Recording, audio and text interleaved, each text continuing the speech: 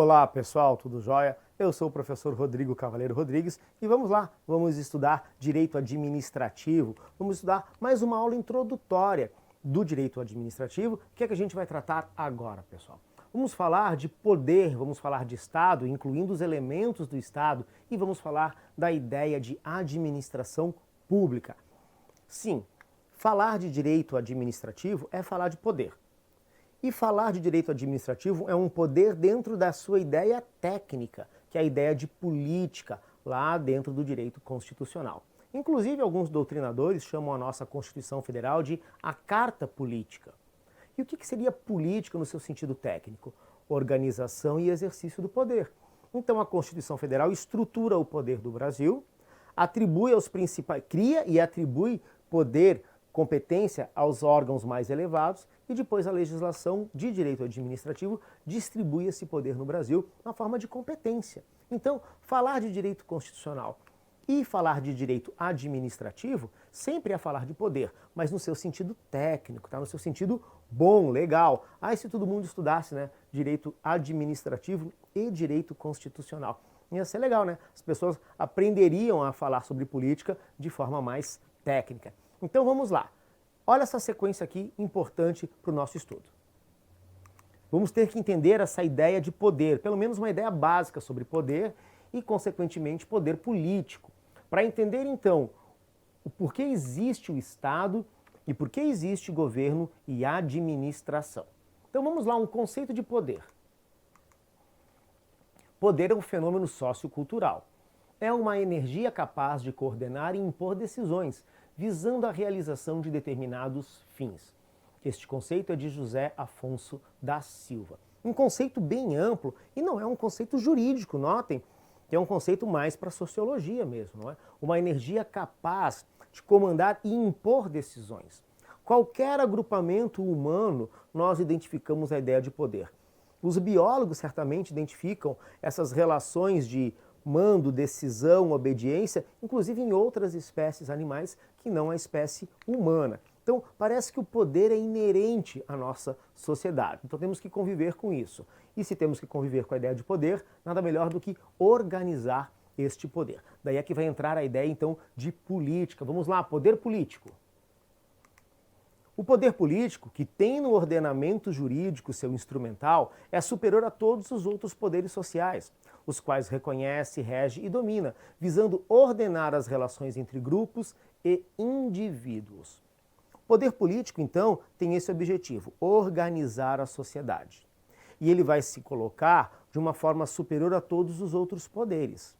E isso, evidentemente, que agora já estamos indo para um conceito jurídico, às vezes até um pouco utópico, não é? O direito vai lá e declara a soberania do Estado, quando vem lá um economista e diz, não, peraí, mas o que manda mesmo é o capital estrangeiro, são as multinacionais, tá? Não nos interessa essa discussão neste momento, vamos estabelecer conceitos básicos. Então, qual é a ideia de poder? A ideia de comandar e impor decisões. Poder político é no sentido de organização social. Impor decisões, comandar o quê? A nossa sociedade. E lembra porque que esse poder político se coloca como superior a todos os outros poderes sociais. É daí que se extrai, a propósito, o conceito de soberania. Importante, principalmente lá no direito constitucional. E aqui no direito administrativo. A gente vai até o artigo 2º da Constituição Federal, só para pegar essa estrutura aqui, lembrar dela. Temos um poder soberano, e desse poder soberano vem 3 poderes: o executivo, o legislativo e o judiciário. Esse poder soberano é o poder que se identifica com a titularidade que vem do povo, o poder do povo. Está no artigo 1º, parágrafo único da Constituição Federal. Todo poder emana do povo. Esse poder soberano, então, é essa energia capaz de coordenar, que na nossa utopia nós colocamos como sendo do povo, está lá no artigo 1º, parágrafo único da Constituição Federal. Por que eu digo utopia? É porque é o nosso desejo, né? É o que a gente pretende alcançar. Talvez ainda não seja a realidade. E daí desse poder que vem do povo, o artigo 2º da Constituição Federal o desdobra em poderes estrutura ou poderes órgãos, que são o poder executivo, o legislativo e o poder judiciário, cada um com uma função específica, certo? E dentro dessas funções, no caso o executivo administra, Legislativo cria as normas jurídicas e fiscaliza o executivo, judiciário soluciona litígios. Dentro dessa estrutura vem a ideia de poder político, que é a organização, e do qual se extrai a ideia de governo. A organização política e jurídica do poder e dos poderes forma a ideia de governo. Beleza, então. Poder, o que é poder? Aquilo que impõe decisões, aquilo que comanda. Poder organizado é o poder político. E qual é a forma de expressão do poder político? É a ideia de governo. Governar necessariamente é exercer política. Tudo isso, gente, no seu sentido técnico e adequado, tá? Não naquele sentido bagunçado que às vezes aparece por aí, correto? Então, pegou essa ideia de governo aqui? Cuidado que tem uma questão que aparece às vezes no concurso público explorando esse conceito de governo. Vamos lá então. Governo. Governo é a organização política e jurídica do poder. Correto. 3 sentidos para o governo.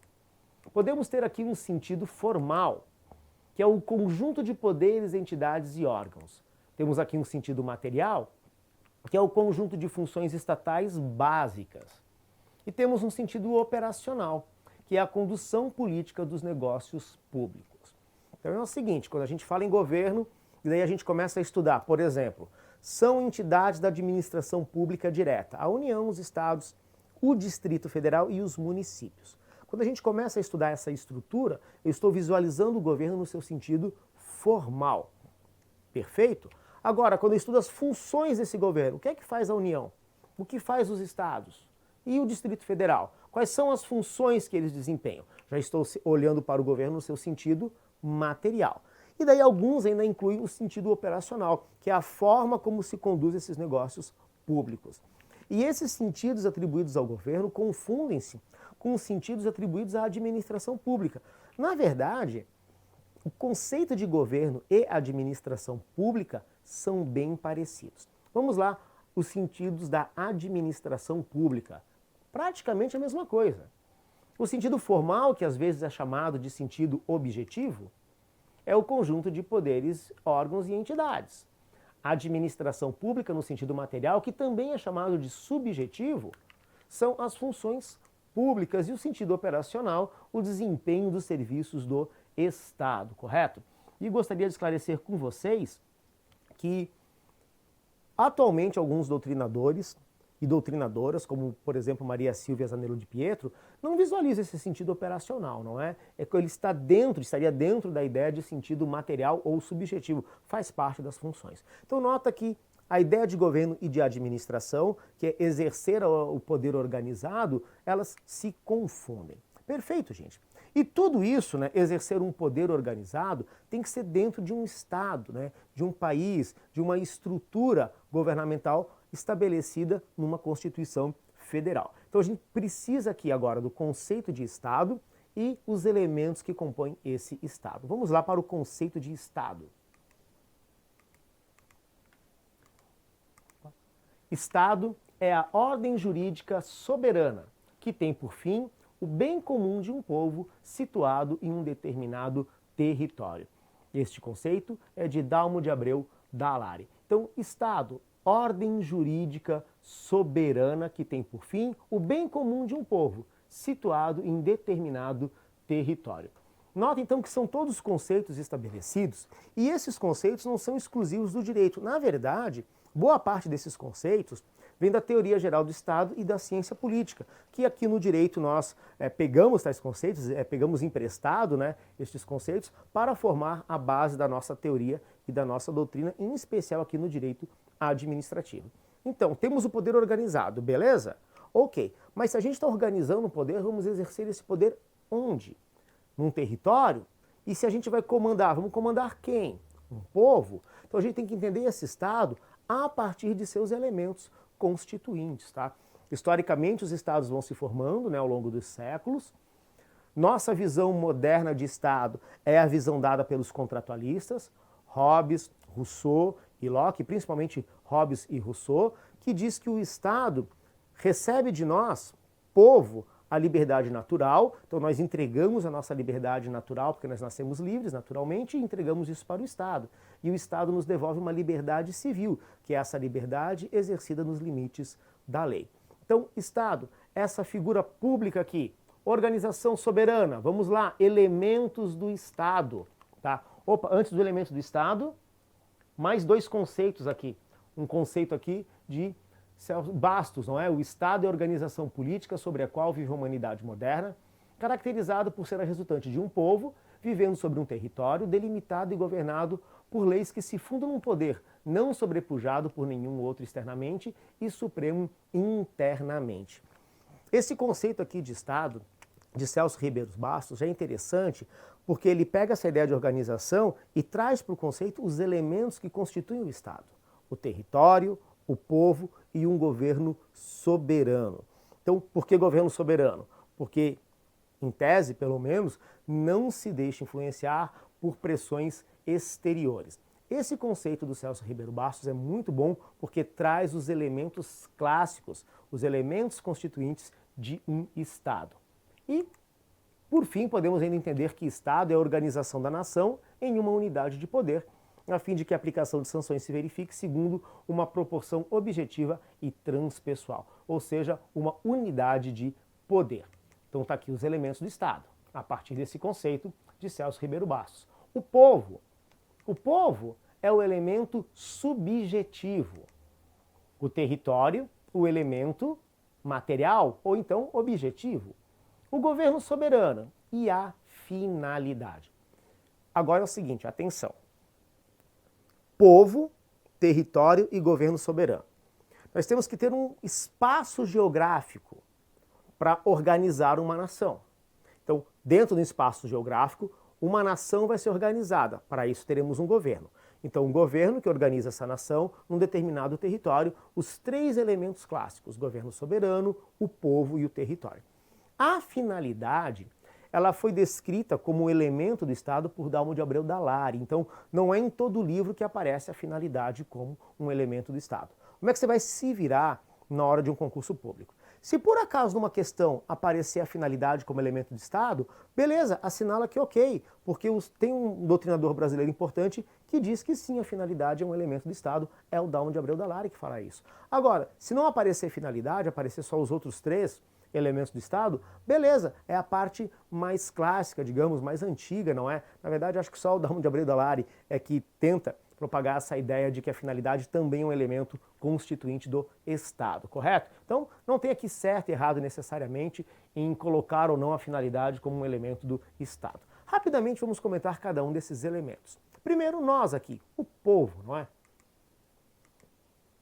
É o substrato humano, o conjunto de nacionais de um Estado, ou seja, o conjunto de pessoas unidas por um sentimento de nacionalidade, em virtude do parentesco, da religião, da língua, da cultura ou até mesmo de ideais políticos. O conjunto de indivíduos que vivem em um determinado Estado. E quem são esses indivíduos? Vai lá na Constituição Federal, artigo 12. Você vai descobrir quem são os brasileiros e brasileiras, tanto os natos como os naturalizados.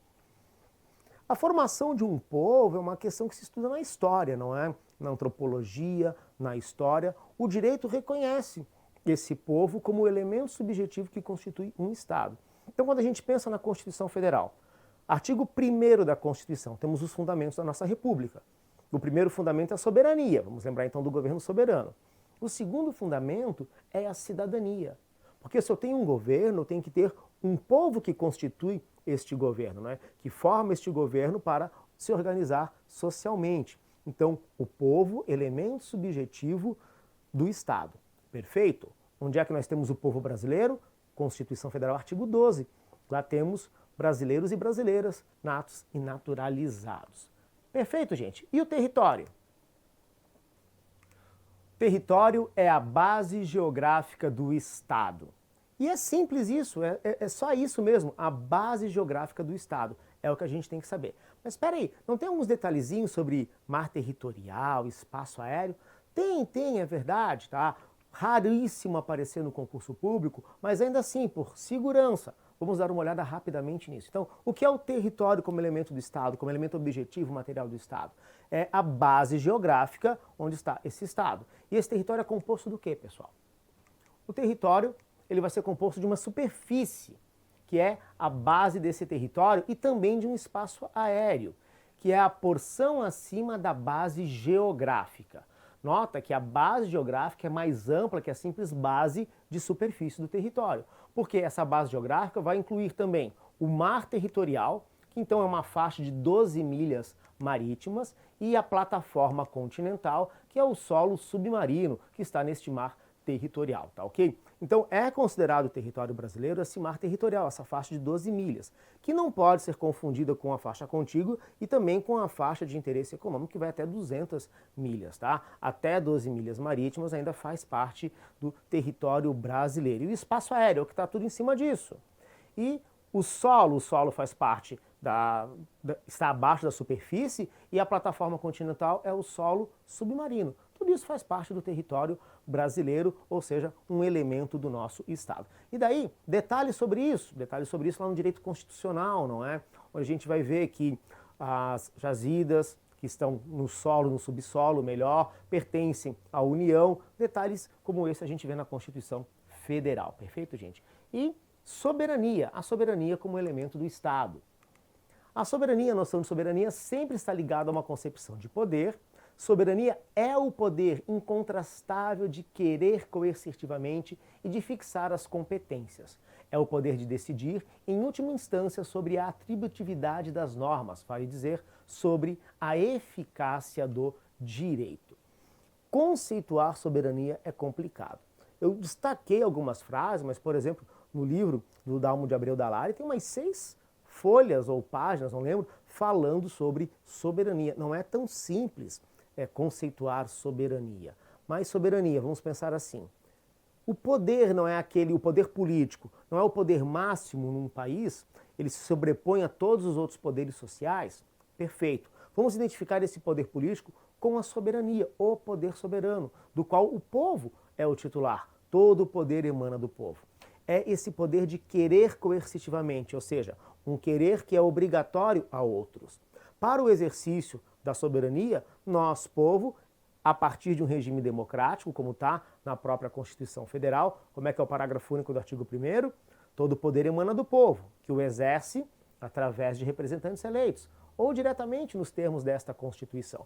Então, através de representantes eleitos que vão exercer um governo que está organizado na Constituição Federal. Então, soberania, esse poder máximo, esse querer coercitivo. E esse poder máximo pode criar leis para organizar nossa sociedade. E ao criar leis, pode criar sanções que tornem mais obrigatórias ainda tais normas jurídicas. É o que está escrito aqui com outras palavras, né, palavras mais técnicas, segundo Dalmo de Abreu Dallari. Soberania, esse poder de decidir em última instância, este querer coercitivamente, poder de decidir sobre atributividade de normas, incluindo suas sanções. Governo soberano, soberania é o poder máximo dentro de um país. Perfeito? E por fim, a finalidade.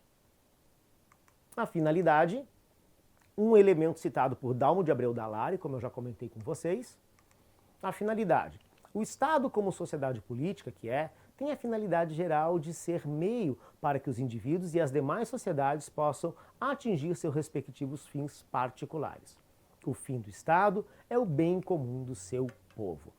Daí é o seguinte, isso é coisa do Dalmo de Abreu Dallari, e é interessante essa ideia dele. Trazer para o conceito de Estado, para a ideia de elemento constitutivo do Estado, a finalidade. O Estado, que é esse poder político organizado, né, que é exercido por um governo, ele tem que ter como função o bem comum. Afinal, essa é a desculpa para a existência do Estado.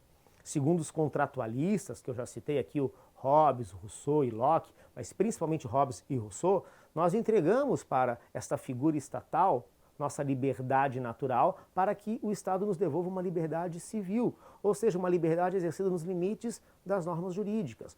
Nesse sentido, o Estado é responsável pela boa condução da sociedade, pelo interesse de todos, pelo bem comum. E Dalmo de Abreu Dallari traz essa ideia, essa finalidade de interesse público do Estado como um elemento constitutivo do próprio Estado. Eu gosto muito, sou bem simpático à ideia dele, mas não é todo doutrinador que traz o elemento finalidade como um constitutivo do Estado. Perfeito, gente? É isso aí, então. Estudamos aqui os elementos do Estado, né? Uma ideia de teoria geral do Estado que às vezes aparece em editais de direito administrativo, não é? Aparece ali dentro da introdução ao direito administrativo. Legal, pessoal? Muito obrigado pela atenção de vocês. Até o nosso próximo encontro. Tchau, tchau.